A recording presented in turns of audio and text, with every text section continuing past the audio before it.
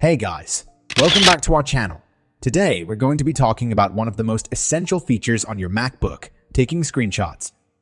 If you're someone who frequently works on a MacBook, then you know how useful it can be to take screenshots of important information or just capture moments that you want to remember.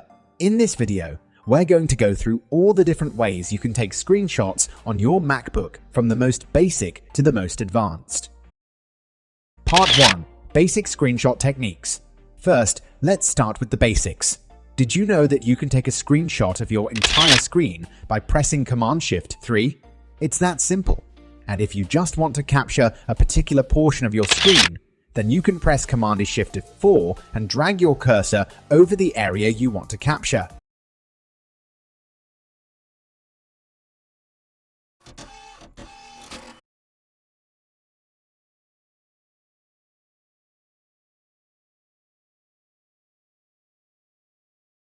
Part 2. Advanced screenshot techniques.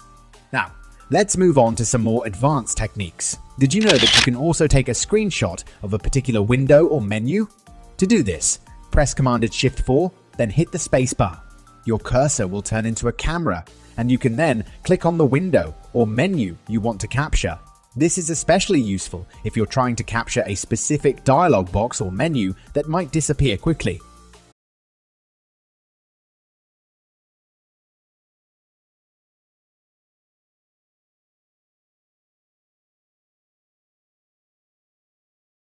Part 3.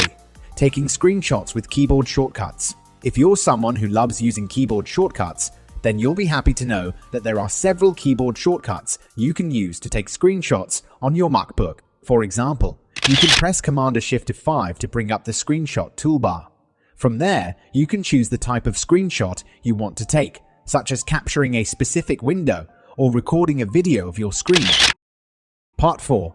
Editing and sharing screenshots. Once you've taken your screenshot, you might want to edit it or share it with others. Fortunately, there are several built-in editing tools on your MacBook that you can use to enhance your screenshots. For example, you can use the markup tool to add text, shapes, and even your signature to your screenshots. And when you're ready to share your screenshots, you can simply drag and drop them into an email or message. Conclusion. Well, that's all for today's video. We hope you found these tips helpful and that you're now a pro at taking screenshots on your MacBook. If you have any other tips or tricks that you'd like to share, feel free to leave them in the comments below. And as always, don't forget to like and subscribe to our channel for more great content like this. Thanks for watching.